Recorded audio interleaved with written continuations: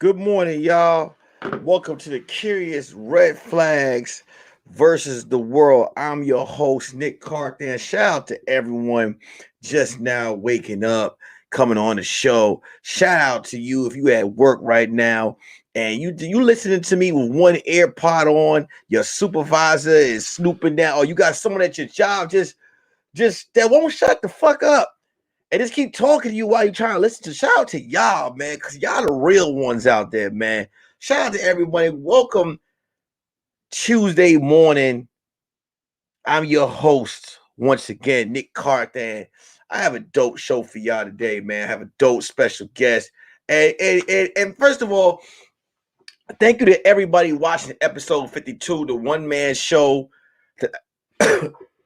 Ooh, the one man show that I had on Sunday, man. I appreciate everybody showing me love on that episode, man, and listening to the stories. I never released that episode. I did it on my live during the pandemic, but I had never put it on my YouTube. So, this weekend I wasn't able to. I was busy doing some work and I wasn't able to do a live episode. So I put that episode out. But I'll be live for the next few weeks on all these episodes coming up. What's up, Isaac Gentry? What's up, Miss Sugar in here in the morning? Let me tell you something, man.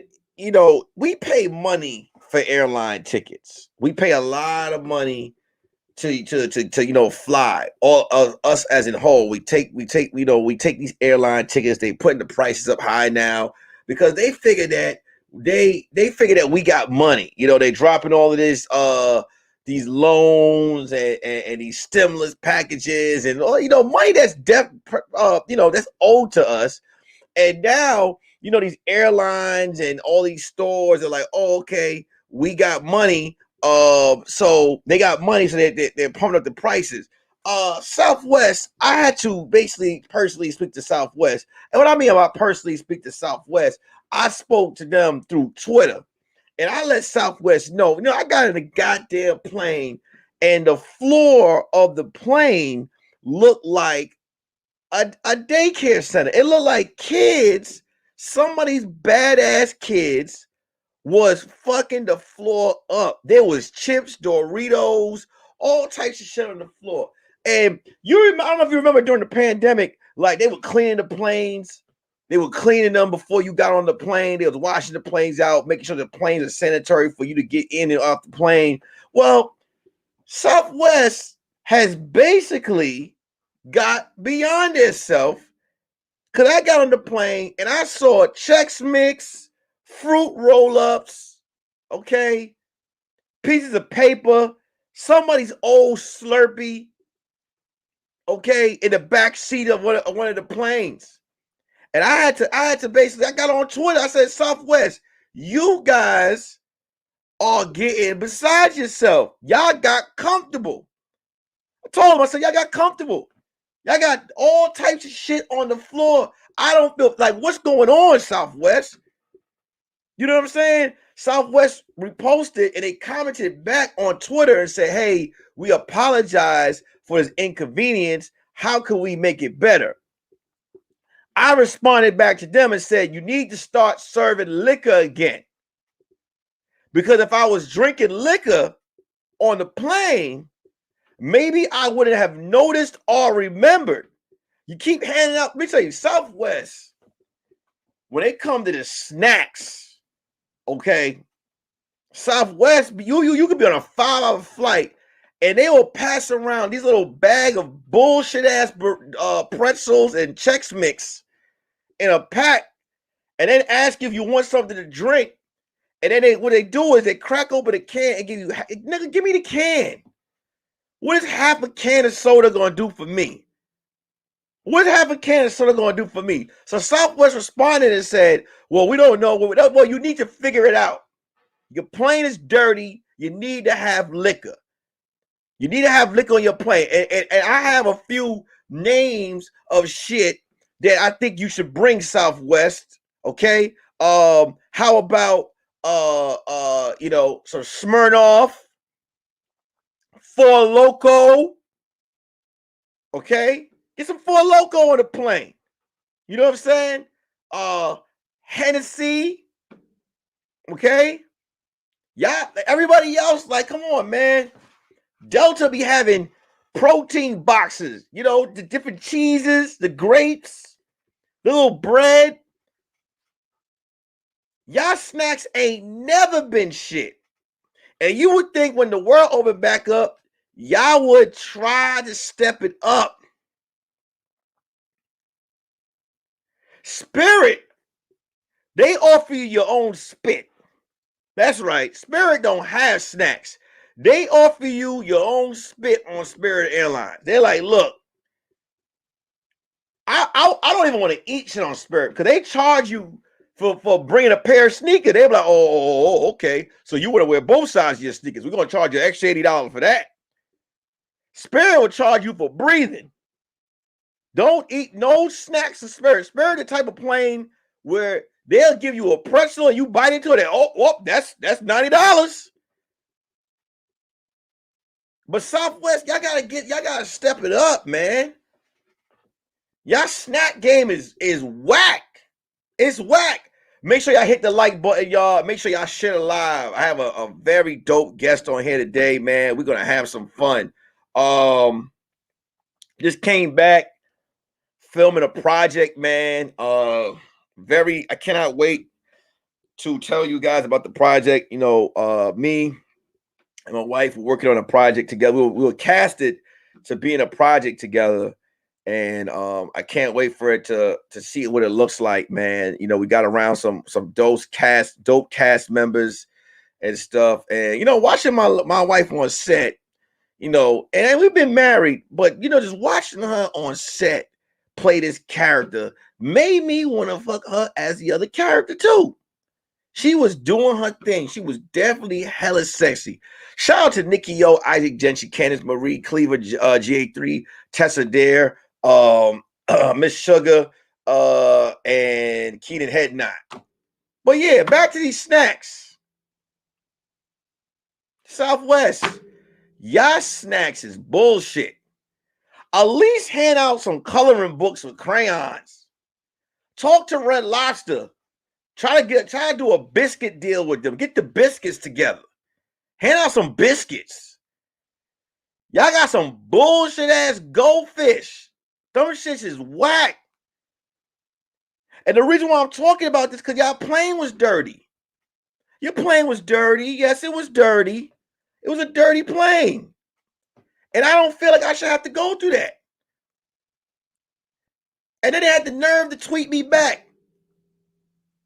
Like as if, you know, oh, well, how can we help you with your inconvenience? Give me a free ride, nigga. I'm telling you, man, if you got an establishment, your snack game gotta be on point. If you a woman, you invite a man over, have your snack game on point. If you a man, invite a woman over, have your snack game on point. If you got a party going on, have your snack game going on point. If I'm on a plane, have your snack game on point. I'm flying to Nashville next week, and I'm nervous. I haven't been on a plane in 16 years, Miss Sugar. Which airline you taking? Tested. I love goldfish, but these days you have to be clean. Yeah. The goldfish that Southwest hand out be bullshit. They be crushed already. Like we gotta stop accepting this. Like these airlines, we gotta start writing them up. Like, hey man, hey, listen, okay, go back there, make a steak, and cut it in 20 little pieces and put a toothpick in it. Hand it out. Hand out some steak pieces, some cheese. The snacks is horrible. American Airlines is no. American Airlines. I believe. Listen, I think is it American Airlines? Yo, let me tell you something, Miss Sugar. If you are returning on American Airlines and you got somewhere to be, make sure your return flight is on a day you ain't gotta be nowhere. American Airlines is known for their planes not taking off. These motherfuckers be canceling flights.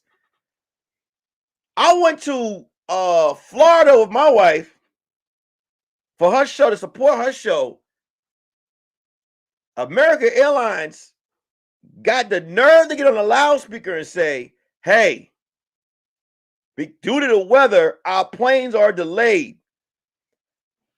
Every other plane service is taking off. Even Spirit. Yo, if Spirit is working, you don't have no excuse. American Airlines they had a lady who lied every hour to us. Every hour. She said, I'm promising you guys, there's no planes going up in the air. Bitch, what's that plane going up in the air? That is a stimulator. There's people, I want to get on the stimulator. American Airlines was so late one day that they took off and people haven't even sat in their seats. There was luggage just flying. American Airlines service is so bad, you could take a shit with the door open and stewardess won't say shit. But you'll get there safely, Miss Sugar. But I'm letting you know right now. But it's all started because of the snacks. If you got good snacks, we will forgive you. Next on the agenda of the red flags. I don't want to hear nobody say they canceling anybody anymore. Just stop canceling. Stop the cancel culture. But it's because it's clear that if you cancel someone and they drop a hot album, we are forgiving for some reason. Niggas will forgive if you drop a dope 16 bars. What am I talking about? Kanye West shut down the internet with an album, a live stream of his album. He still hasn't dropped the actual album, but he did a live stream of his album. All social media. Oh my God, Kanye West, he is a creative god. Oh, Kanye West, he was always a genius. But you just canceled him. Stop canceling people. Stop canceling people. If you ain't really gonna cancel them. Now, I never cancel. Listen, honestly, what you choose as far as politics go, that's on you. I don't cancel. Like, listen, that's your choice. I'm here for the music. I'm not calling Kanye West and getting parenting advice. I'm not calling, if I got financial issues, I'm not calling Kanye West, okay? Kanye West's only purpose is to give me that scoopity poop. Hit me with them bars. All right? I don't care about nothing else. But the reason why people cancel people is because they get too invested in the person.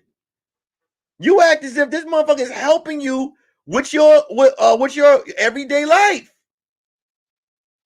Oh, you heard what he did? I'm gonna cancel him. Oh, I'm gonna cancel this person. Y'all canceling everybody. Come on. There's a petition out to get Kevin Samuels off YouTube. There are 1 million signatures signed to get this man off YouTube. A free show that all you have to do is not watch. But people want to cancel him as well. For what? Just unsubscribe. Oh, I just can't unsubscribe. No, it hurts. I have to cancel. He has to be canceled because it's harder to unsubscribe. It's just better to cancel his whole career. Tessa, listen, hey, Tessa, I'm with you. I'm gonna be honest with you. You know who created Kevin Samuels? You want to know who created Kevin? A lot of people don't want to hear this shit. You know who created Kevin Samuels? All the women who were in the club going to the left. I don't want my, like, remember that Beyonce song? Everyone that literally followed that track. Let me explain. Kevin Samuels is targeting the women who believe that they can snatch high profile men and have nothing to offer.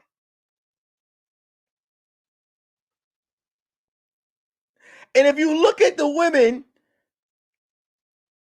that call up the show, look at the women that call the show. These chicks that call up on the show, I mean, let's be like, some of them don't even talk right. Some of them don't understand how to process a question. These are the women that need reality checks. These are the women who need reality checks. Most of them need a reality check.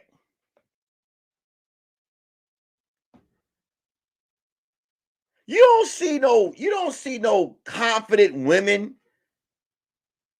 calling that show, or any woman that take accountability on their lifestyle that watch that show. It be women who love to be cussed the fuck out that call Kevin Samuels up. His only job, and listen, I've heard testimonies from different people who have actually said Kevin Samuels has helped them. Let me explain this, because it's only reverse. It's reverse psychology. Make sure you guys share live. I have a very dope guest for y'all. Share live. Hit the like button. It is reverse psychology. Let me explain what I mean. Not reverse psychology. Men. There are men who try to holler at very established women that have it going on, and they get turned down. And the reason why they get turned down is because they don't have their shit together. There are men who don't have their shit together, don't have nowhere to piss, that will holler at a woman making 20 to 30 figures. And they get shut down. They get shut down. I mean, they might get used for that dick, but it's not going any further. So there's a lot of women that find it hard to believe that there are high value men who aren't going to give the time of day to women who don't have shit going on themselves. Yeah, you might get your body done. You might get your tits hardened. You might get your butt fattened. You might go to the off-brand spots and buy all the fake Gucci shit and whatever it is, and look like a dope ass project. But when you start talking, only three things are gonna happen. One, you're gonna get fucked. Two, you're gonna become part of a lineup, or he might wife you, but you won't have an opinion in the relationship.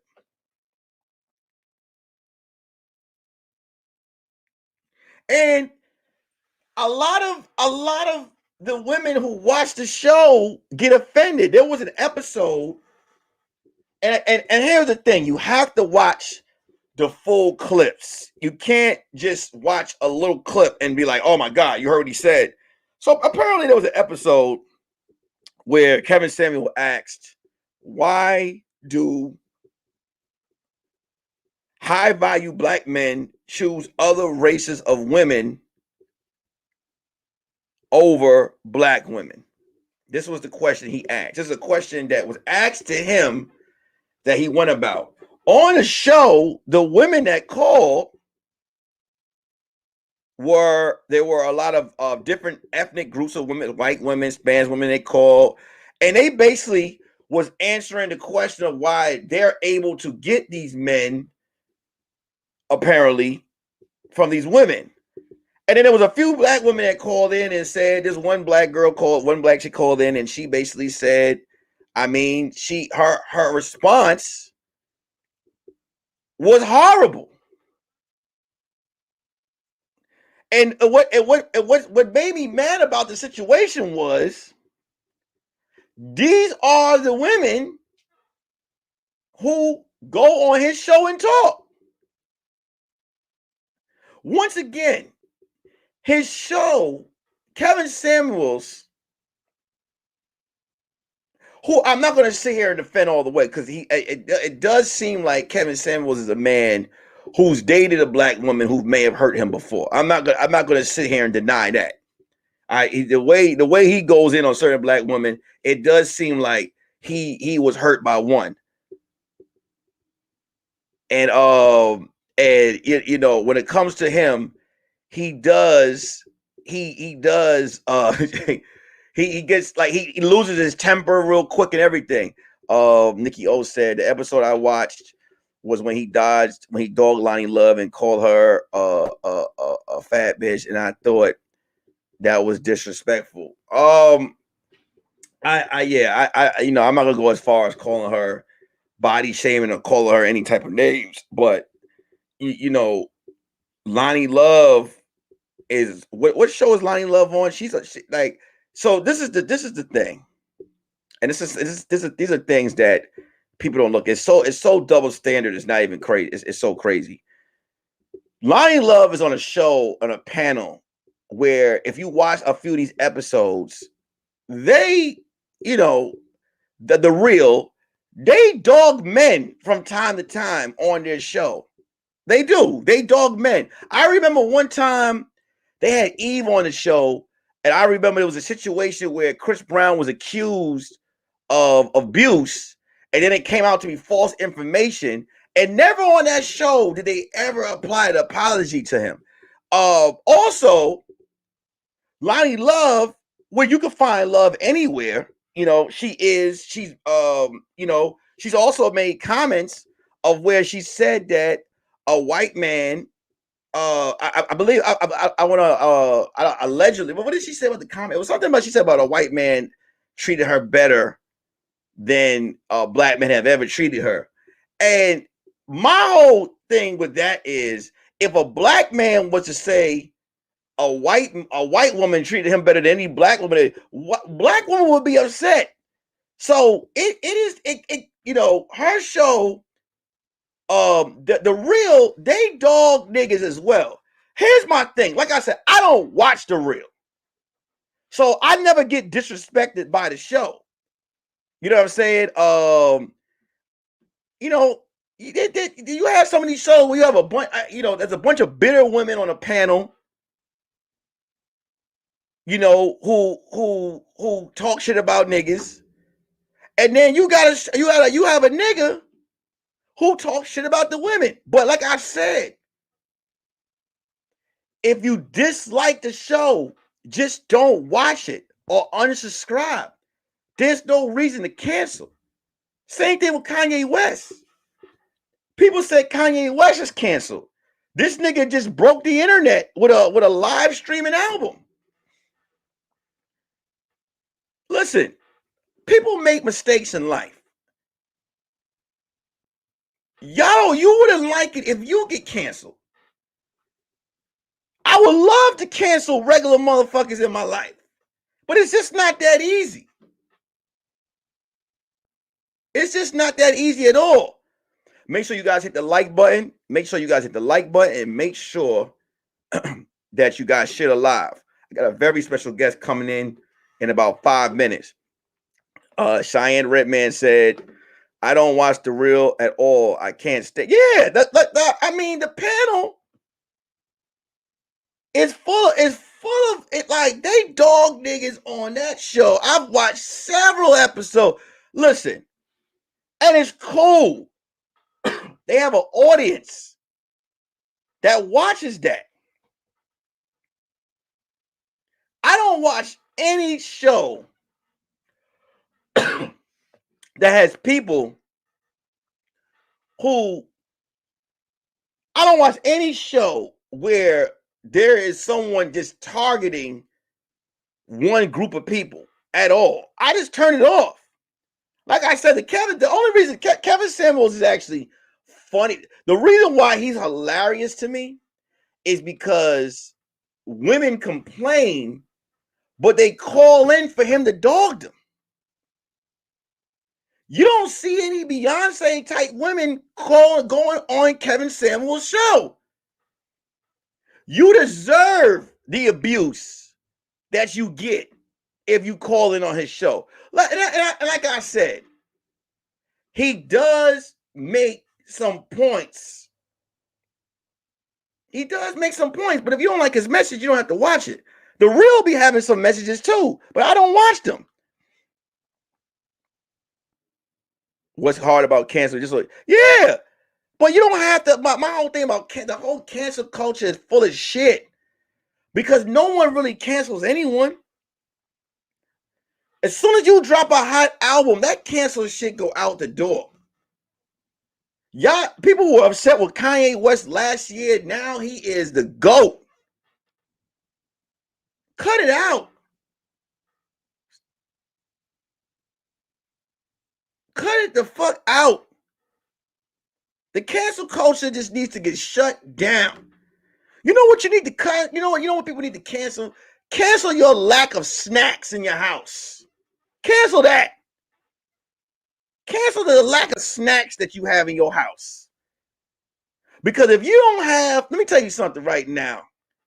If you invite me to your house and your snack bowl, all right, is suspect. Like if I come to your house and you got an apple from 2 weeks ago and a butterscotch in the bowl, okay, I'm canceling you. Because when I come over, I need to know that you got the snacks. Listen, I need the snack game. I went to someone's house. Let me tell you something. I was just at a working on this project, and the house that we were in, the snack game was impeccable.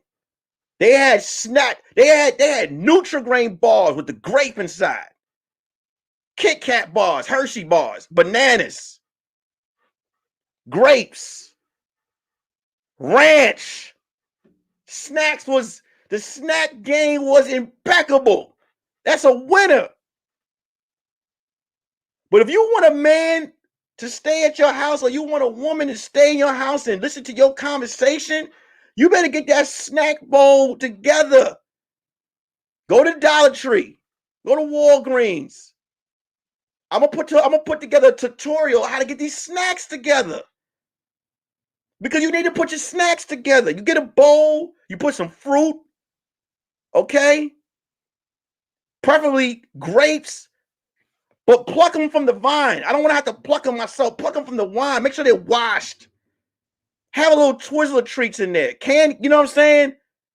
Don't just have butterscotch in there and a rotten apple and think I want to listen to you. Hey, what's up, Curious Red Flag versus the World? I need you guys to put your red flags in the comment section. One of the reasons I love this show is I like to bring special guests in here that are making life-changing life-changing. I said life-changing. They creative as hell, or they have certain skills, and I like to bring them on here to put them out for you guys. The special guest that I'm bringing on the show, I actually just had the honor of working on her with a project that we just worked on. I can't wait for you guys to see it. But while I was on set, I found out that she is an author. Not only is she an author, she is a children's author, and she has a book line called The Witty Kids. Not only is it a book line called The Witty Kids, but these books are books of color that show diversity. Because you know, when you go in the Barnes and Nobles, you be seeing the Hardy Boy collection. You know, you a black kid. I remember back in the day, I was reading the Hardy Boys and watching a bunch of white boys with these tight ass blue jeans that I couldn't even relate to. You know what I'm saying? And you want to see more black characters in books. You know what I'm saying? Not none of these black characters you be seeing with these big ass red apple lips, and they be having a little tiny hat on. You be like, oh, hold on. You know what I'm saying? So when I seen the book, I made sure I ordered one, and I had to bring on the show. So y'all put the red flags and hit the like button, hit the share button, and give it up for. Hold on. Let me get this thing together. Let me get it together. Give it up for Rebecca Clark and Rebecca T. Clark in the goddamn house. What's up, Rebecca? What's up? How you feeling? I'm feeling good. Like you said, just getting done with this project that we were doing. I'm nice and well rested, so I'm good now. Okay. All right. Yes, it was. I mean, how many days? It was 5 days. Yeah. 5 days, and and how many hour days? Was it 5, 20, 12-hour days? Yeah, 5, literally 12 to 14 days. It was literally team no sleep at that point. But the snacks was, on point. So I think The that's snack. let me ask you a question before we get into this. Yeah. When you have company over, right? Or Mm-hmm. let's just say you're entertaining a man, or forget this. Let's say you're going to a guy invites you over his house, right? Mm-hmm. And clearly you're going over there for conversation or whatever. What does a snack bowl have to look like for make you stay? Like, are you a snack person? Like when you go to someone's house, are you into the snacks? I'm a snack person. So I like when you said the fruit. I like when you threw the fruit in there because I need those fruit. I need a nice little assortment. Just be thoughtful a little bit. So that's one thing. But yeah, have some Twizzlers. Just have a little variety, whether it's chips, crackers, vanilla wafers. Hell, I don't know. Just give me something. Just Look at that. Look at that. Because you don't want to go over there and grab no big ass rotten red. I hate when somebody's snack bowl got that big red ass apple, the dry one. Yeah. You know what I'm saying? Yeah. We need something to go. It lets you know, like, okay, you didn't really put a whole lot of thought into this. Exactly. You don't want my company. You don't want to hear my advice. You don't want to talk. Why am you know I what I'm saying? You got candy corn in the snack bowl. Cause when you grab candy corn, some fall out your hand. Yeah. Onto the floor. You know what I'm saying? Now you got germs. Like you need snacks that you could grab that have wrappers on it, people. Wrapper. Yeah. No loose candy. Yeah, no. So let's talk about this right here. This is the Witty Kids, and the book that I have is called I Dream to Be. Yep. Right? Mm-hmm. So how did you so let's talk about this. Yeah. How did you come up with the Witty Kids? Yeah. So first of all, thank you. Thank you for bringing me onto the show. I love the platform that you have. I love how you use it. I love how it's catered to opinions, and giving people a space to voice their opinions and their different perspectives. Like that's what the social platform is for. Thank you so much. Thank you. But Witty Kids, so Witty stands for When Imagination Talks to You. That's what When imagination talks to you. Okay. Yes, that's what Witty stands for me. So when I created the book, or when I created the brand, first of all, I was really going through, my life was literally in shambles at that point. This was 2016, we're talking. So I'm like, you know what? The only thing that got me out of that mental space that I was in was going back to my childhood. And my childhood, my outlet at the time was using my imagination. When you're kids, we have the best of fun when we're kids because we can play with pots and pans. We can go outside and play hide and go seek. We can literally kick up dirt and have the best of fun because our imagination was really taking us there. So as a child, my imagination just was my outlet. So then during the space that I was in 2015, 2016, I had to go back to my outlet, which was my imagination. So I started writing. I've always been a writer. That's been my outlet is writing. I got a story behind that too. But we got time. I got my snacks here. Snacks? Okay. we got time. Go ahead. So let me see. So I stuttered I stuttered as a child. So I didn't like to talk a lot. And I didn't stutter really, really bad, but I stuttered enough to where it kind of, I was ashamed to speak up. I was ashamed to use my voice. So in third grade, my mom put me in remedial reading. So you know what that meant. As the regular class was going on to, reading time or doing their assignments, I had to be removed from the class to go to a different teacher, a resource center, right? And so like I felt horrible in that moment. I feel like, why am I different? Why do I have to be removed from the class? But it was in that moment that really gave me my fire. Like, okay, I don't want to be like this. I want to be confident in talking and speaking. So that's when I started really writing in third grade. And that was my outlet, right? Because I'm like, okay, I'm really creative. I have a lot of ideas. I like to do things, but I'm too ashamed to talk about it. So I'm gonna write about it.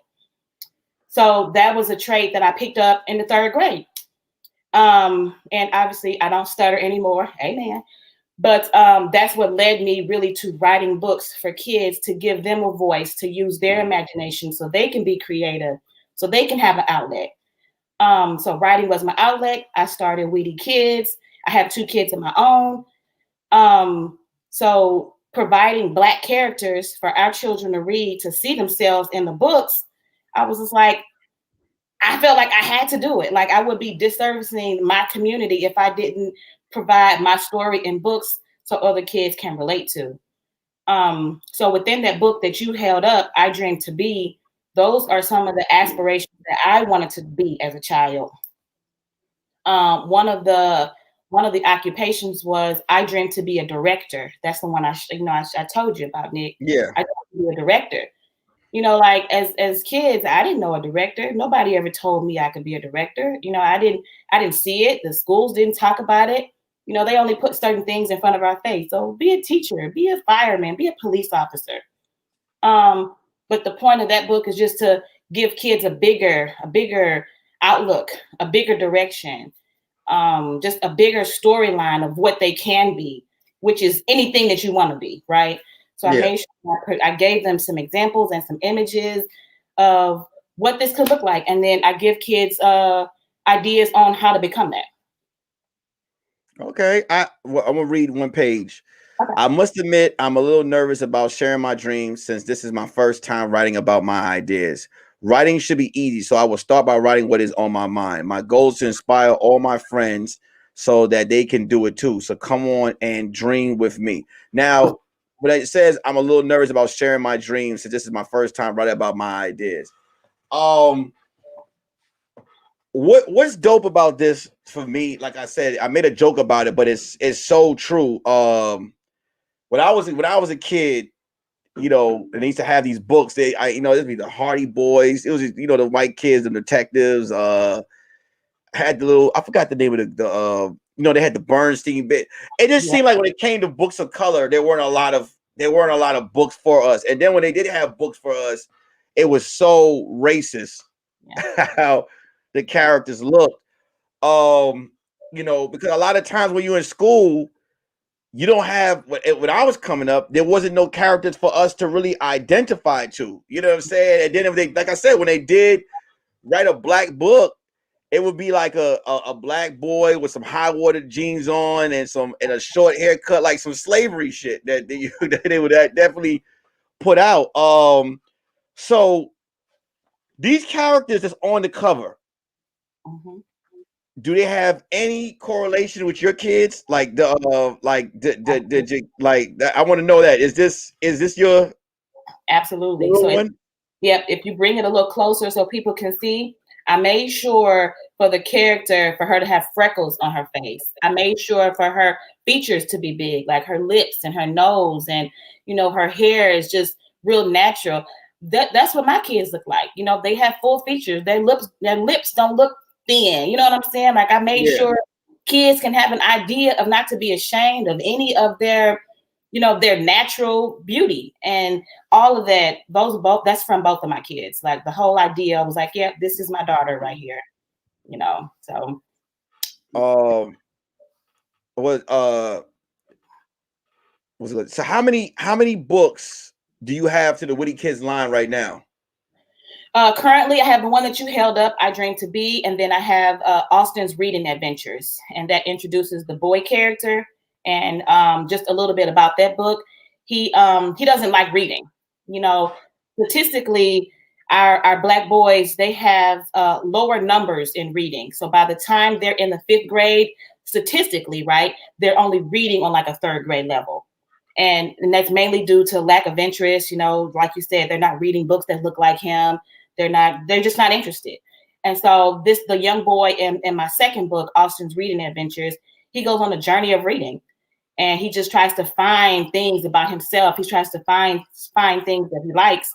And he does. Every time he goes somewhere and reads, he finds something different. He even takes his book to the barbershop. You know, barbershop, you know, we know what that is. That's a sacred place for men. You know, like y'all go and y'all talk and it's your time.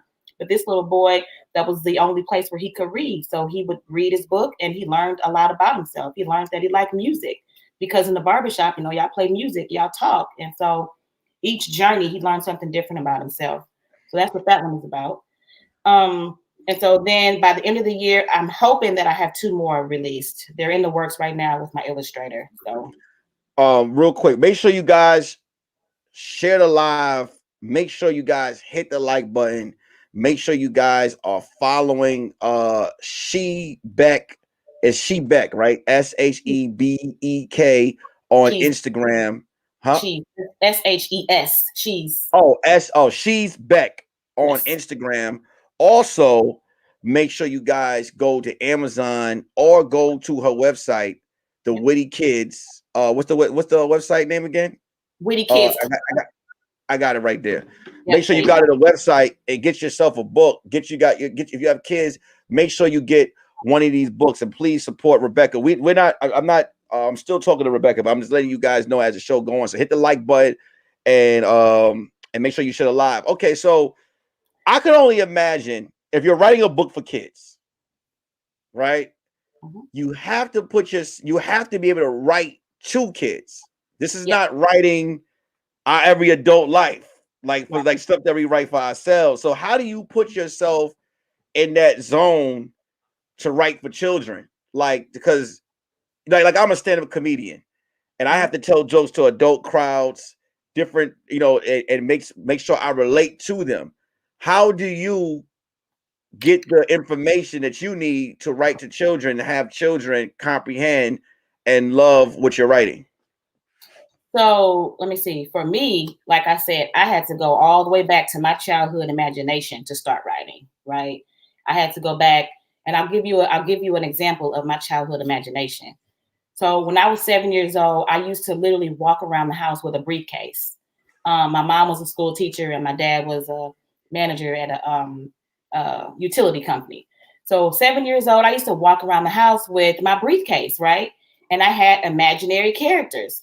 And I would sit them down at the table and I would discuss their contracts. So these contracts, okay, let me take y'all back one more. Remember McDonald's used to give us like sports trading cards in our Happy Meals? Yes, I remember. Yes, that's nostalgia. That's a little throwback. So you showing us, you basically let everybody know how old we are. I just did. I'm so sorry. So yeah, McDonald's used to give us sports trading cards. So I used to collect those. I had like 200 of them. And those would be my clients. So I would sit down at the table, I would pull out a card, I write down their name, what team they play for, and some of their stats, and I would get them a deal. I was like their NFL agent. I would be like, okay, well, this is what we're going to do for you. I'm going to get you to this team and I'm going to get you this much money. So just sign on the dotted line. And I would literally do that every day. I didn't know what I was doing. That was just my imagination. So once I started writing, I had to go back to that time frame and just say, okay, well, what would I have wanted to read when I was younger? So that was just my process for me. But whenever I have people ask me how to start, I definitely have to say, just start to pay attention to kids a little bit more. Start to pay attention to kids and don't let them know you're paying attention to them. You know, so if they're in a room, just kind of, you know, slowly look behind them and just see what makes them laugh, see what makes them mad, see how they take away all the toys, take away TikTok, take away the cell phones, take away all the things that they really love, right? All the things that they cry over, the Jordans, take away all of that and see how they have fun with nothing. And see what they can come up with pretty much nothing. So you know what the number one villain to books are, right? The number one villain. The number one villain to books for children are these vlog videos on YouTube Mm, where kids are playing with toys. absolutely. Like, it's nothing like buying my daughter a toy for her not to play with, to watch these other kids play with the shit on Yeah. YouTube. You know what I'm saying? Get millions of views. Yep. And to watch this, you have to watch the iPad. Yeah. The iPad has become most parents, and I'm not gonna, myself included, when they have children, you have children, you're like, all right, here's the iPad. To kind of like, like, hey, just watch the iPad, because it's almost like a babysitter in a It is. way of, because like these kids got energy. Mm-hmm. So this kind of gets in the way of the reading. So now of my daughter, I've been buying her tons and tons of books. What do you say to the parents who are allowing electronics to replace opening a book and reading and reading? Yeah. My advice would be, parents, I need you to like start being mindful that this is going to affect their future socially.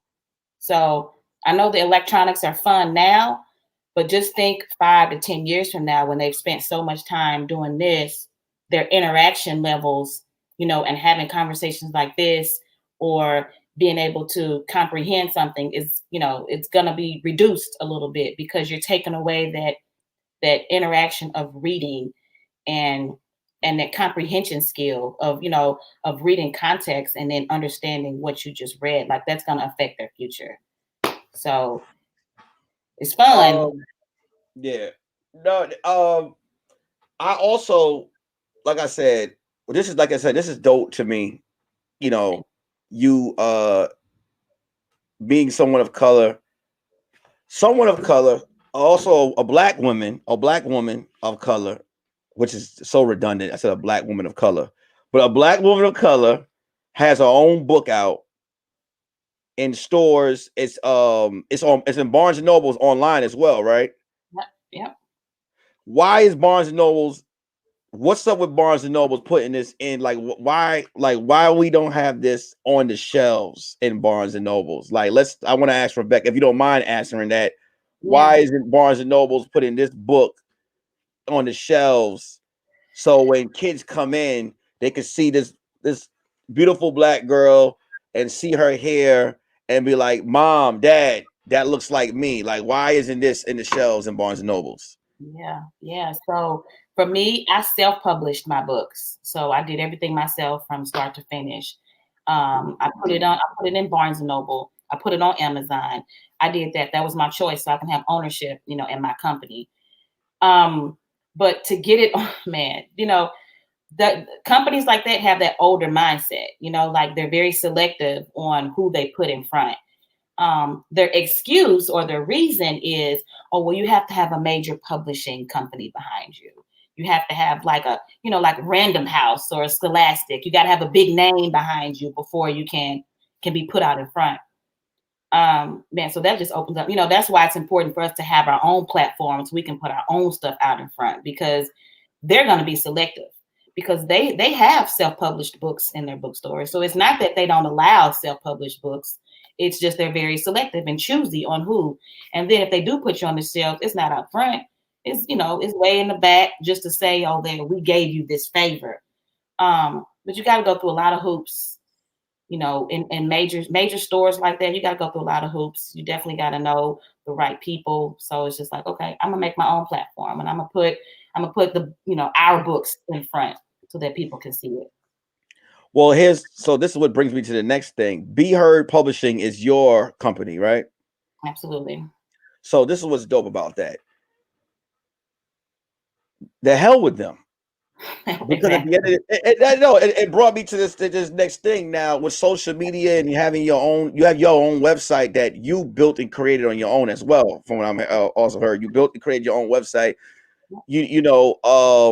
This is where it comes, where it's supporting your own and creating your own store and selling your own books and sending kids outside of the hell. You don't have to go to Barnes and Nobles to pick up some books of color and to see kids to see more people that look like them in these books. You could go to Rebecca's website. You go to Rebecca's website and get the books.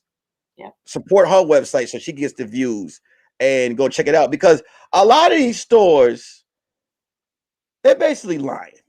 And a lot of these stores like to sell, it's called, I believe, programming, where they like to sell stuff to us, to program us to see. Like, for example, in Hollywood, I've said this, at one time I sponged my hair. I curled it a certain type of way, but I only did it because everybody, that was the thing that was in. But I noticed that the industry, they try to portray how they want black kids or black people to look. They think that we look like that. They don't want people to see the waves or the afro hair or the curls or whatever it is. So these are the reasons books like these aren't in stores like that, or they are in the store, it's way in the back. Yeah. Or it has to come out from a celebrity. They feel like when you buy a book from a black person, it has to be a dope boy story, or it has to be a struggle story, or it doesn't have to be any of that. It could be about a regular kid who woke up and said she wanted to be an astronaut. It could be about a regular kid that woke up and said he wanted to run. Black kids do that stuff too. So this is why I demand for everyone that's watching the show and anybody that's going to rewatch the show that you go to Rebecca's website and get this book. Go ahead and purchase this book. Go ahead and get it. If you don't have kids, get the books. Put it in your snack bowl. Put the book, get a snack bowl, and put the book, or Easter, an Easter gift. You know what I'm saying? Get the book. I know you guys have people out there that need to be reading. Get these books. Go ahead and get the Witty Kids collection. I got mine today. I'm actually gonna get another one. I gotta get it signed by Rebecca. But I have this book. I cannot wait to show this book to my daughter. Now I wanna talk to you. What we do in this show, we talk about red flags and different situations. And since we're talking about kids and parenting, I want to ask you some parenting questions today, if you have time. Yep, let's do it. All right. So you have two kids. You have two kids. How is boy and girl, boy and boy, or just a girl? I got two girls, ages 13 and 5. Two girls. 13 and 5. How is that raising a 13-year-old girl and a 5-year-old girl? Because I'm gonna let you know right now, I'm so not looking forward to my daughter turning 13, because everybody keeps coming to you like, "Ooh, wait till she turn 13, she start talking back to you." So how is that? Like, how is raising two girls? It's man, just my 13-year-old right now. I've had a few reality checks. The way that I was raised, I had to throw all that out the window, right? So parenting nowadays, you gotta throw away those rules that you had in your mind. You gotta throw that stuff away, because the kids now have way too much access to everything. You got the social media, they're comparing themselves to other kids. It's a lot going on. Even if you try to keep them from it, because my daughter she's 13, she don't have Instagram, but she has TikTok, and all that shit's damn near the same. And then, they have friends. So parenting now is different, and you have to do what works for you. But the biggest thing that I try to tell my 13-year-old and my 5-year-old is to just be a leader. Just be a leader. Don't fall into any traps where you are following behind everybody else just because. Like, just be a leader. That's the biggest thing that I could push right now for my 13-year-old, because I want to hold on to her as much as possible. I want to make sure that I'm in her head, and I give her some consciousness to be able to make decisions for herself. That's the hardest part about parenting right now for me, is just making sure that I'm giving her what she needs. on top of the fact that, you know, I do it all, I do it by myself. So it's a challenge. So, okay, you do it. You say you do it by yourself. Is it co-parenting or is it? I do not co-parent. Or like you said, it's by it's by yourself. Co-parenting would be nice. That would be really dope. But no, I 100% raise my kids on my own. What do you? Okay, so this is actually good. I can ask this question, like, because you have some people that have a co-parenting situation. You have some people that don't. The guy or the woman is not in. It's not present. In your case, the man isn't present. Both kids from the same from like the same guy, right? Okay. I had to ask that question because I don't want you to ask it. So both kids, how does it make you feel? Yeah. Like, all right, is there any all right, three questions. Is there any bitterness? Is there any was there any bitterness in, like, you know, knowing that you have to do it on your own? Is there anything to learn from it, or is it like, what does that whole situation feel like? Yeah. So for a while, so I'm a daddy's girl. So I grew up with my dad. You're I'm who? still daddy's girl. Oh, you're a daddy's girl. Okay. Daddy's girl. So I grew up with both parents in the home until I was like in seventh grade. My parents got divorced in seventh grade. But then even after that, I seen what co-parenting looked like. My dad would still pick me up on the weekends. And then, you know, once I got to high school, I actually lived with my dad. So that's all I knew was, you know, both of my parents. You know, they had different styles, but I knew both of my parents. And I've always had them in my life. So then now it's my turn. I'm a mother. And, you know, relationship didn't work out. And then you would think that, okay, the relationship don't work out, but we have kids. So you're still going to be involved. You're still going to be a parent. Yeah. But the learning lesson for me was that, obviously, when the relationship doesn't work, you know, the other parent just completely abandoned it. I didn't know that life worked that way. I thought that it was, you know, I thought that having kids is like a forever thing, right? One way or the other. But it did not happen that way at all. So the learning experience has definitely been interesting because my kids feel something that I didn't feel growing up. I didn't feel that emotion at all. I didn't feel that abandonment at all. I didn't have the questions that they have in terms of, you know, their father. I didn't have those questions. So it also it makes parenting harder, but it also makes me closer to my kids because I have to allow them a space where they can talk to me freely about how they're feeling about their other parent. Like I said, co-parenting would be dope, but you know, parents to you can't force parenting on everybody. And that was another learning experience. I thought parenting comes natural, right? I thought that once you have kids, it's, you know, you step up and you be responsible. Yeah. But no, it doesn't happen that way for everybody. Or people have the choice to be involved in their kids' life, even if you didn't come from a good family background, right? You have the choice to do better or just do exactly what you have where you come from. But yeah. Both your kids, 13 and 5. Uh-huh. How are they doing in school? My 13-year-old, she is in honors math and honors English. She does really, really well. And how's the 5-year-old doing? She's getting ready to go to first grade. She's doing well. We had challenges because her kindergarten year was virtual. Her kindergarten year was in the year of a pandemic.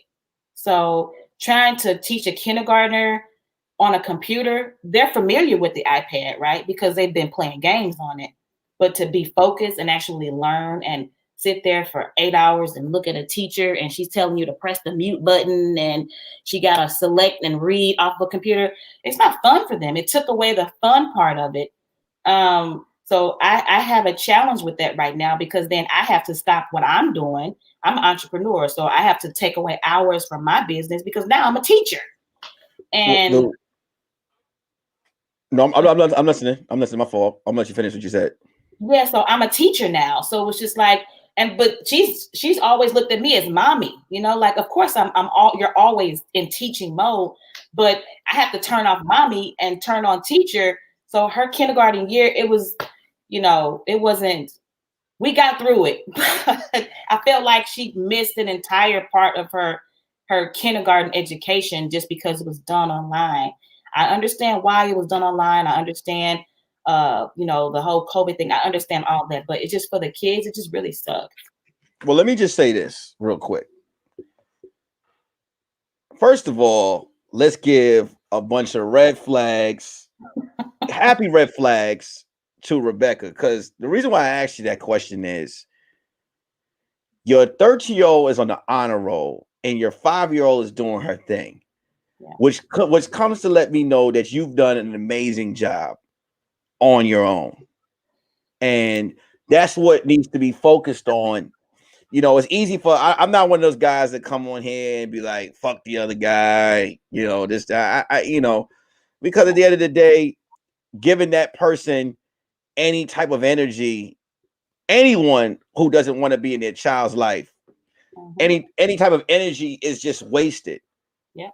Because at the end of the day, when you have to do it on your own, you find a way.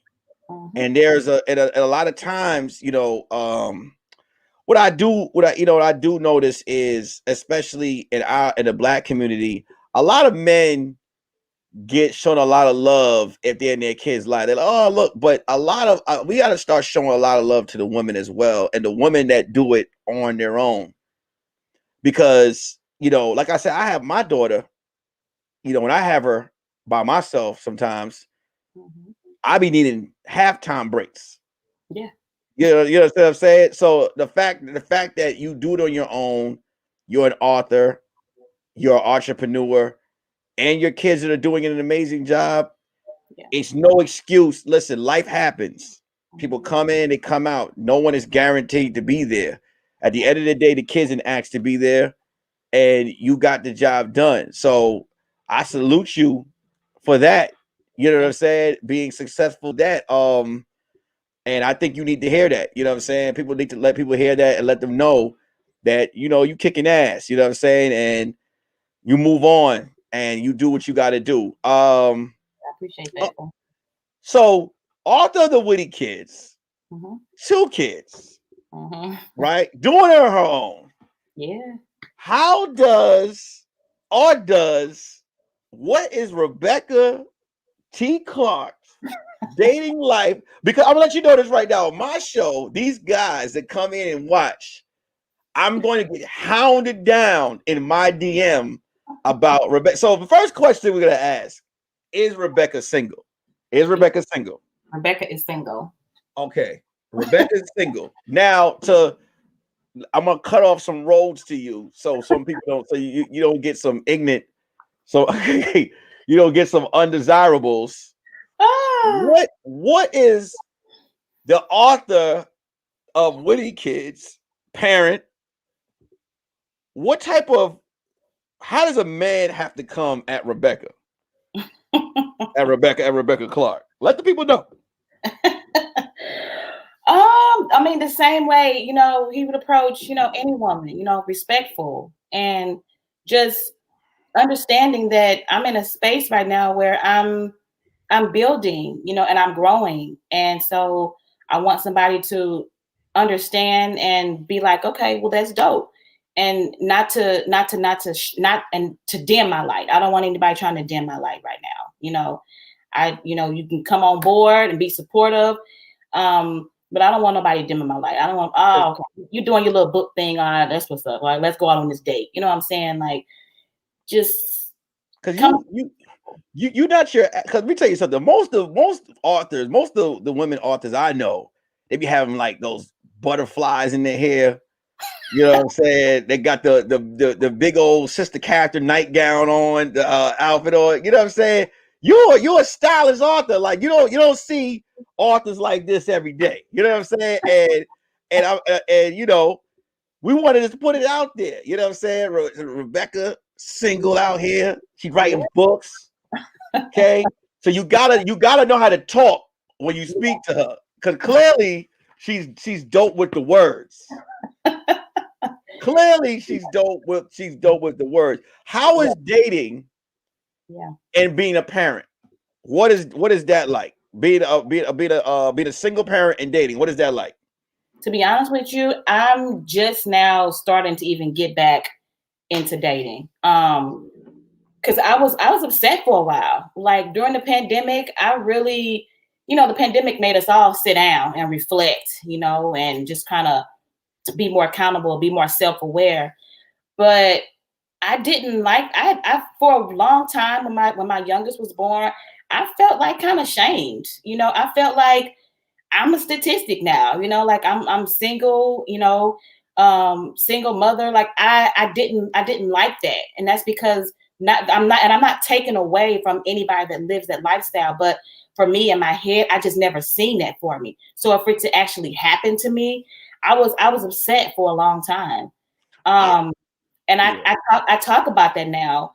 Every now and then I might do lives on my Instagram. I talk about just instead of looking at it in a way like, why is this happening to me? I had to start looking at it like, okay, well, what can I learn from this? And how can I talk to women that are in this situation and not to look at it as a failure, but to look at it more of, I don't know, empower yourself from it, basically. But dating now for me and having kids, I used to keep the two separate, like, okay, this is my dating life.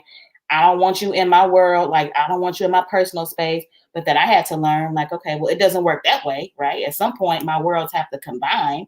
At some point, I have to have, because I've had people that want to be interested in being in my world, but I was just so shut down to the thought of it. I just didn't allow it to happen. But dating with kids right now, because my daughter's a little older, my 13-year-old, it makes things a lot easier. She's aware. She be trying to push me out the door, like, Mama, go have fun. So Yeah, I mean, so look, you said something that I've heard a lot of times. So you could explain it to me. Okay. Why did you feel like a statistic? Why do women feel like a statistic in those type of situations? Society. I mean, like, there's several articles. There's always single Black woman, she's angry, she's bitter. Like, we have all these stigmas on us that come from being a single Black mother. And so if I'm seeing that, right, and if I'm reading that, and if it's put in front of me, then obviously I don't want to become that. But you eventually you learn, you deal with the cards that you were handed, and so you rock it out, and you just be like, yeah, this is my life, and then this is also what I'm doing. So you take it or leave it. And I'm not all those negative stereotypes that people have tried to put in front of us. So I'm thinking, to answer your question, I'm thinking it's because society has really put in our heads of the stereotype about single women, single Black women. So I'm pretty sure that's what it's about. Two things.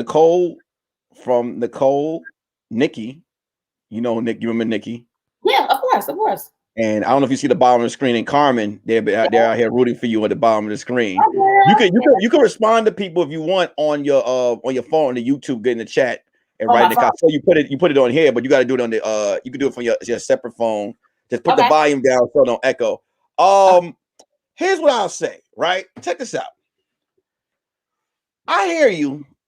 And here's the thing: a lot of these statistics are made by dickheads. Like I'm just being real. A lot of these statistics are made by let me explain this. Right? It was said that a woman who has children and is single, no man will want them. Absolutely. Right? Yeah. It also been right, but that's a lie. You could be outside at the laundromat with leggings on, with baby powder on both kneecaps, one kid in your under your arm, and another one sticking a Jolly Rancher in the back of your neck, and a man will still holler. It don't matter. Men, people are gonna like what they want to like. Like, for example, my wife has 3 kids. Mm-hmm. But even before that, I've dated women with kids all the time. You know what I'm saying? I've dated a lot of women with kids because let's talk about real statistics. Yeah. If you're 30 and older and you're looking to date, the statistic number of someone not having kids in their 30s or their late 20s is what? Everybody got kids. Yeah. I was late to the party. Everyone has kids. So when I hear that, because I've heard that from a few women have told me that, where they feel like, I'm embarrassed to say it, but that's bullshit. It's not what you're saying, but like that statistic that's put out there, I think that's put out there to, I guess, to make the woman feel bitter about herself, or make her feel upset, or make her feel angry. But no, yo, dudes. Like I have a friend who recently left his woman, and he was upset because he was like, I can't believe, I don't understand why these dudes would still holler at her like she got mad kids. Like, why? I'm like, no one care about that. All you got to do is put them kids to sleep, get yourself a sitter, and a dude will be there. You know what I'm saying? Unless you out here looking like Shrek, you know what I'm saying? You good. I know, but we don't know that, like we don't know that. We only know, like I said, what society has put in front of us. And so when you actually start to live it, it just makes you feel like Carmen said, it makes you feel embarrassed. You're discouraged. But everybody has a story of how you came from the bottom, and you came from up out of something. And I don't feel that way now, but I did for a while. I did feel like I cannot believe this happened to me. I lived in that space for a long time. Like, I just can't believe it. Me and my wife found it hard to believe that you were single. Okay. Very, very hard to believe. Very, very. I mean, cause look, and these are all positive things I want to say. All right. Okay. Men don't like women that like to sneak around with the food. Rebecca, if Rebecca's hungry, all right, Rebecca has snacks. And listen, and when I'm saying this stuff, this ain't no out of shape woman. This woman had snacks, powdered donuts. I did. Like Gambit from X-Men. Like, it just came out of her sleeve. Like, she had powdered donuts, tons of snacks. They were everywhere. She's down. She's in like, she had a conversation. She's funny. Yeah.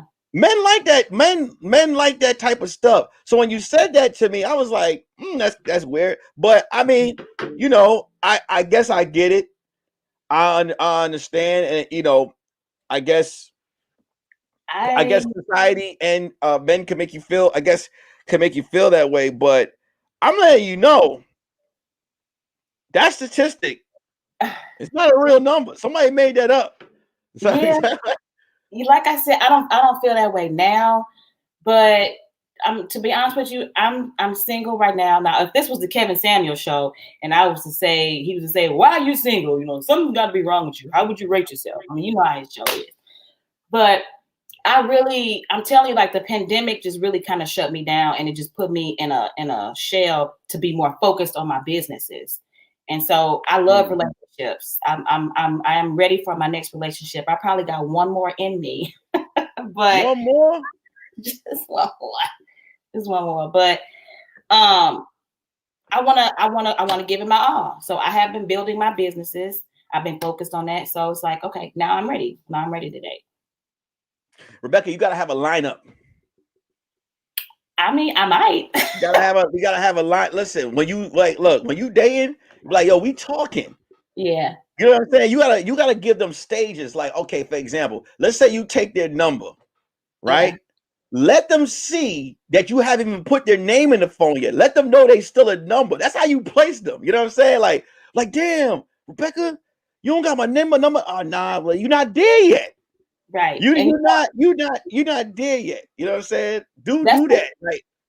That's the one thing that I wish I did in my 20s was like date a lot, but instead I was in a relationship for a very, very long time, and I didn't took away all my youth. Well, it didn't take away all of my youth because I still got some in me, but I know the whole lineup thing. Yeah, I might Yeah, have. don't let these people shame you for having a lineup. Have a lineup. Have like treat them like snacks. You got fruits, candy, Jolly Ranchers, Nutri-Grain bars. Right. Pick your choice. You know what Going. I'm saying? You the prize at the end of the day. I'm At gonna the do end of that. the day, you the prize. Being a mom, what is the image that you want to portray for the little ones that watch you? Like, do you ever sometimes think of like, am I portraying the right image? Or because I think that comes into like in dating too. When it comes into dating or just everyday life, like the little ones see that you are the parental figure. You are who they need. Like, what is that? Is that stressful for you, or is it? Do you overthink it, or how is that? When I used to overthink it for my oldest, I used to, try to be this perfect image of mommy, because I worked in corporate for 10 years. So my oldest seen me waking up early, getting her dressed, taking her to school, and then going to work, and then doing it again every day. And I used to try to make sure I was never late. I was always on time. I always had her outfit out. After school, she'd have to go to practice. She, I just wanted to make sure that mommy doesn't make mistakes. But then you know what that does. It wears you down, and you can't hold up that energy anymore. So now that with my second child, I just let her see me for who I am. And I'm more open about, like sometimes mommy doesn't have it right all the time. Mommy doesn't have it all together. Or sometimes mommy can't make it. Or sometimes mommy can't be there. Or sometimes mommy just needs a break. So like my image now, I just try to be me in front of my kids. I don't want to be anything else. They see me in all the efforts that I have going on. I take them to if I'm doing a author signing, I bring them with me. If I'm doing a speaking engagement, I'm bringing them with me. Like I don't want them to think that, oh, my mommy can do it all, because that's what led me to a space when, in 2015, 2016, because I was trying to do it all. I was trying to wear this cape like I'm freaking superwoman. And you know what happens when you're trying to do everything for everybody else? You break down. And so that all plays into probably like why I'm single right now, because I was doing so much and I literally broke down like a year and a half ago, which made me shut down. And that's just not good to have that kind of approach. So I only want to be mommy in my kids' eyes. I don't want to hold on to any image that I'm doing too much or that I'm overthinking. I just want to be me and I have fun. Mommy makes mistakes. We get back up. We keep it moving. And as long as they're happy, everybody's good. Do you pat yourself on the back? I did not for a long time, no. Because I felt like I wasn't doing enough. I felt like I could do more. Like I would have all these accomplishments and I would be like, oh, okay, that's cool. But, what's next? One of the biggest mistakes that we make, I did this, someone had to tell me this actually, is that we say that we always we want to make our children proud. Mm-hmm. Well, who said they aren't proud? Exactly. And my whole thing is you have to pat yourself on you have to, actually she's in here. One of the actors that was on the set with us had said something that was very moving. And what she said basically was you could only be the best you can be, and you can only do as much as that you can do. And sometimes you don't need to get compliments from everyone. You in yourself have to know you're doing an amazing job and pat yourself on the back and be like, I'm doing this. I'm doing a great job. One of the directors who's in here, black woman, directed this movie, this incredible movie that me, Carmen, Rebecca was a part of, and her story. I got to get on here as well. Her story is amazing of just how she put that whole project together. And I said to her, on the show, my main goal was to be like, you doing your thing. I don't think she knew, you know what I'm saying? But when you say that to her, it gave her a certain amount of energy to smile and be like, all right, let me get this done. And I feel like with you, do that more. Just wake up, and I'm not even making a joke. You wake up and say, I'm doing an amazing job. Yeah. And I don't think anyone here can judge or deny that. Your journey is dope. You know what I'm saying? You don't like that, because there's people that's going through it. It don't show on your face. You look like you're very happy. You know, and I'm pretty sure that your kids are very happy and they don't need or want for anything. Yeah. So you have an amazing story that's dope. I mean, like I said, I like to see people that get it done, that do stuff, get it done, and make it happen. You have a whole book out. You have a whole website, which you guys need to go to. Once again, I'm gonna put on the screen, which is called www.wittykidsclub.com. Go purchase this. Y'all talk about supporting Black businesses all the time. Here's the opportunity.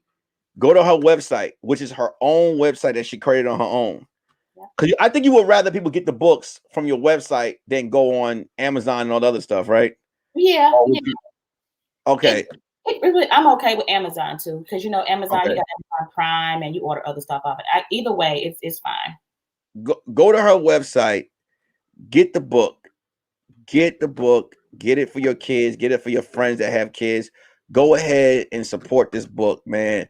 And also, to Rebecca, you're doing great.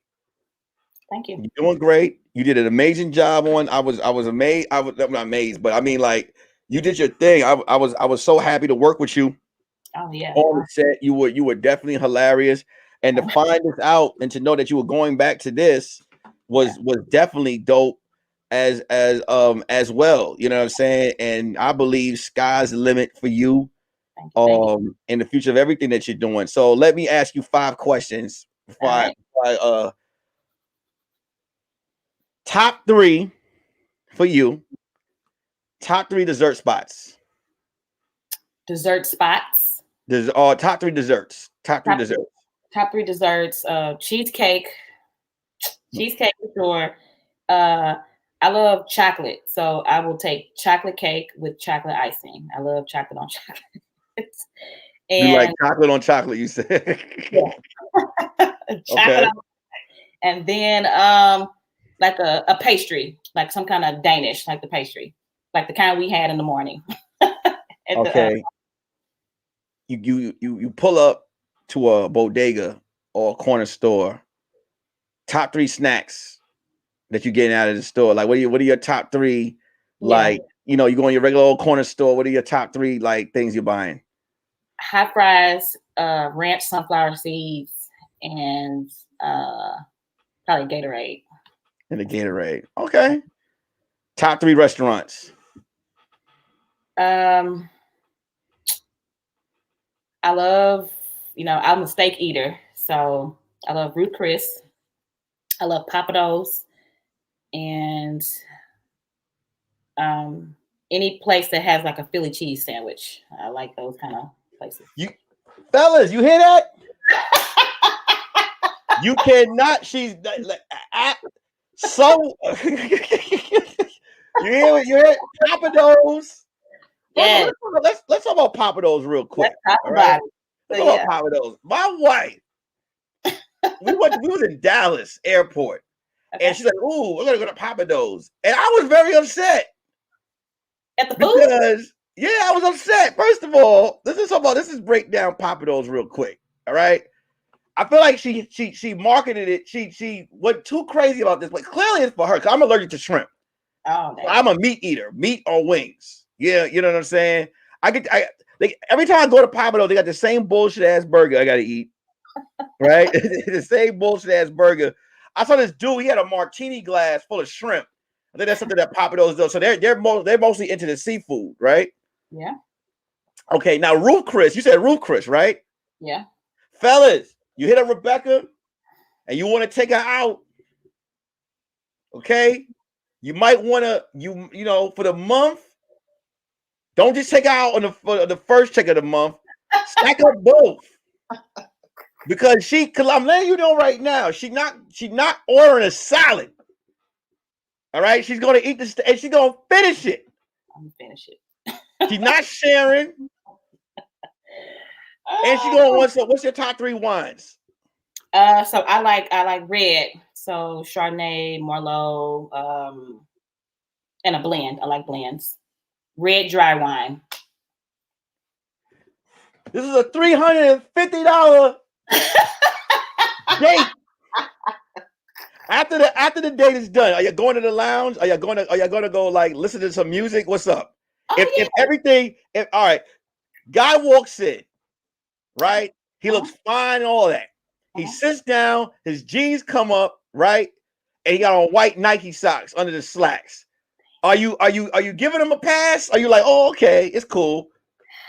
Or what's up? So let's go through the date. He calls you up, right? Are you driving to the date on your own, or do you want him to come pick you up? I'm driving to the date on my own. All right, you're driving to the date on your own. Okay, so you drive to the date, you get there, but you get there first. Okay. You get there 5 minutes before he get there. We're grading the report card. He's late. He's 5 minutes late. What are we doing? That's okay. Okay. All right. See, look at that. Reasonable. All right. You get in there. So you get in there. Carmen said, "You ain't got Ruth Chris money. Stay out her DMs, please." All right. Y'all sit down. Right. You sit down. His socks come up. He got the white socks on. You're like, all right, that's cool, right? Or whatever, right? Yeah. He keeps doing this. So how you doing? Because nervous. Like he's one of them nervous guys. He's a nervous. So like the first 5 minutes, he's asking you a bunch of nervous questions. Are you? How's that going? How's that? If he keeps asking me the same question over and over again, I'm thinking like, okay, is he slow? Like something wrong. Okay, so you're clearly not leaving to you because you're here. You're gonna get your steak. So you're clearly okay. The menu come out, right? And you start ordering food, and you be like, what's your favorite meal from Ruth Chris? Just steak and potatoes. Steak and potatoes. Okay, so let's just say you get the diamond cut Ruth Chris steak, right? And he like, oh, let me see that steak. And he look at it, he go, ooh, right, like. Okay. Why are you on my plate? All right. Now, let me ask you this question. Do you like ribs? Yeah. I used to eat them as a child a lot. I don't eat them as much anymore. All right, but let's say you order some ribs. Okay. How are you eating the ribs? Let me see. Now I'm probably gonna cut them and then eat them per bone. Oh, well, no, show me how you're gonna eat the ribs. Like you're picking them up and you're gonna eat them? Yeah. See that? Because let me tell you something. If you cut the meat off the bones, you can't be trusted. You gotta eat the meat off the bone. Don't disrespect the ribs. Okay. Steak. Medium. How do you order it? Medium well. Medium well. There you go.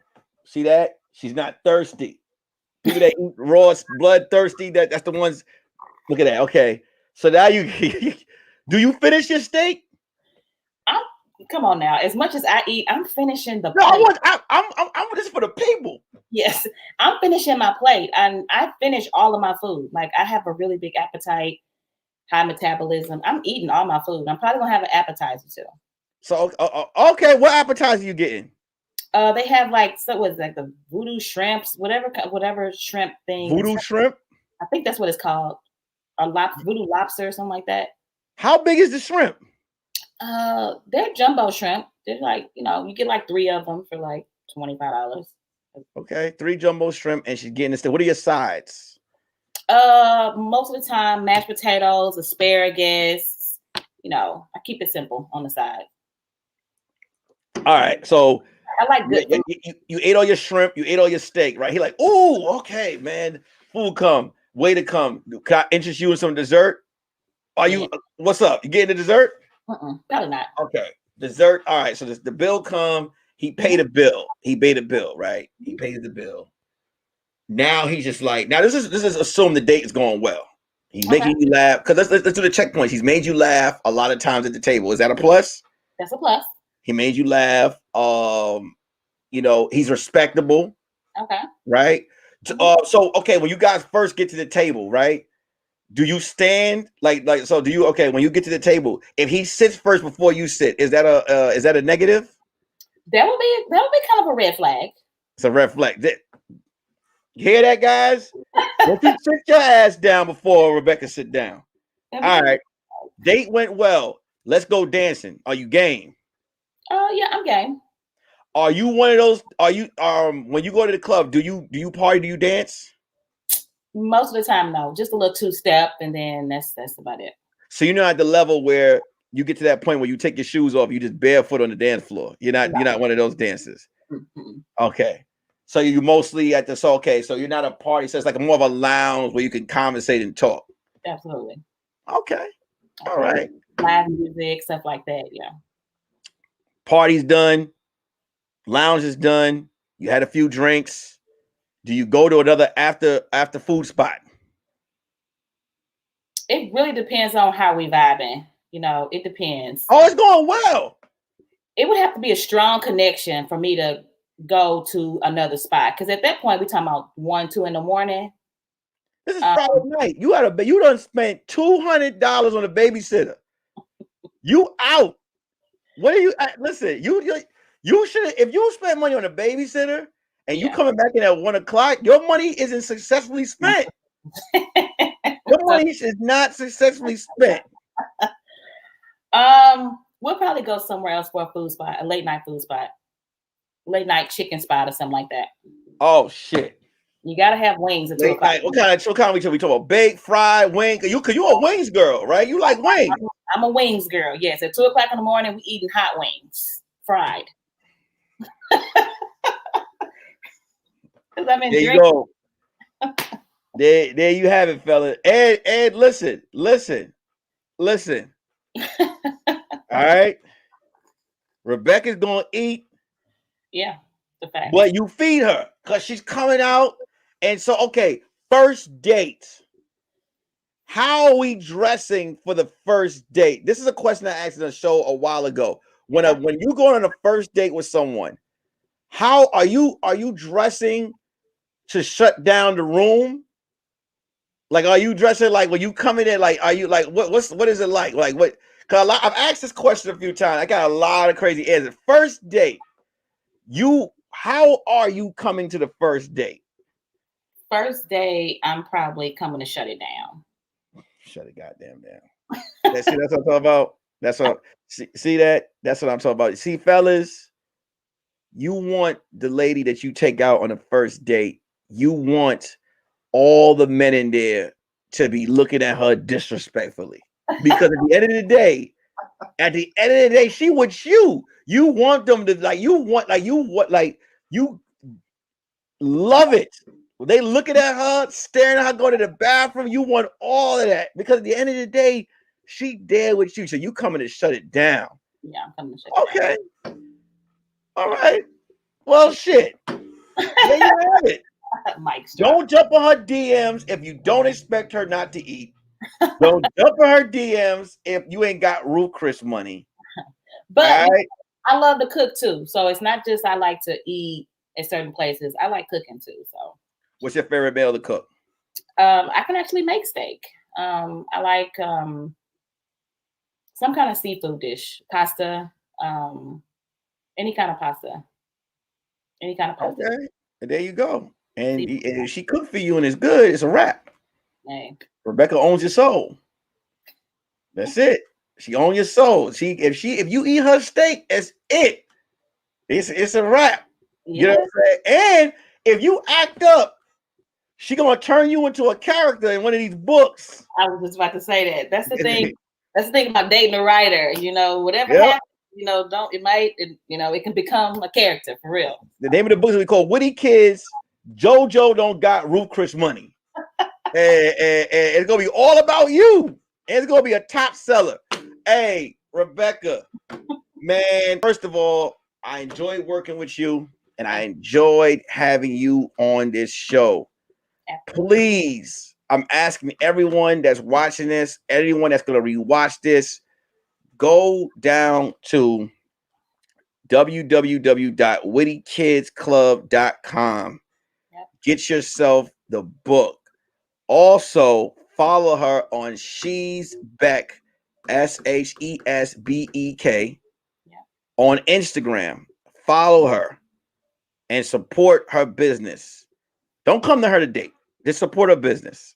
Support her business. If you have children, these are the books to get for your kids. So please go out, support her book, support her Instagram, follow her, show her love. Thank you so much for coming on the show. I appreciate you so much. Thank you. Thank you. It was my pleasure. Definitely. All right. You have a great day. All right. All right. Peace. Peace. All right. Bye. Bye. That was the Curious Red Flags versus the World. We have Rebecca Clark on the show. We got to know Rebecca. We got to know about, she's an actress, she's an author, pretty dope person, man. And don't jump in my DMs on Instagram and ask me about her. I'm not hooking shit up. I'm not hooking anything up because I don't trust any of you niggas to send her way. I'm never gonna do that. She's doing big things, all right, and she's focused. So if you want to show her love, buy a book. Buy a book, and that's how you support Rebecca. We have a new episode of the Curious Red Flags podcast coming out this Sunday, 3 p.m. Pacific, 6 p.m. Eastern. It will be a live show. Please text the number at the bottom of the screen, 202-949-6719 with your name, so you can receive a text every time I go live. Episode 52 will be out this Sunday. This Sunday it will be live. I'm back on my live shit again. Shout out to everyone that hit the Cash App up, man. I really appreciate y'all. Thank you guys so much for your donations. Kevin and James, thank you so much for your donations to the show. Make sure you guys subscribe to the channel. Make sure you guys support, and stop canceling people. And and listen, if you see a kid out there at the age of 6 with a gold tooth in the front of his mouth, buy this nigga the book. Because clearly he's gonna need some form of education. Because them kids that be having them gold caps in front of their mouth at 5 or 6, looking like Bokeem Woodbine out here. All right? They need a book. That's right, Nikki O. And tomorrow, if you're in LA, I will be performing at the Chateau in NoHo on Shantae Wayne's show tomorrow. It will be at 8 p.m. Doors open at 7. Show starts at 8 p.m. Please make sure you guys come down, support, and watch me tell a few jokes. I hope you guys have a good day. If you're in LA, I'll see you at the show tomorrow. If not, I'll see y'all this Sunday live on episode 52 of the podcast. I appreciate y'all. I love y'all. Peace.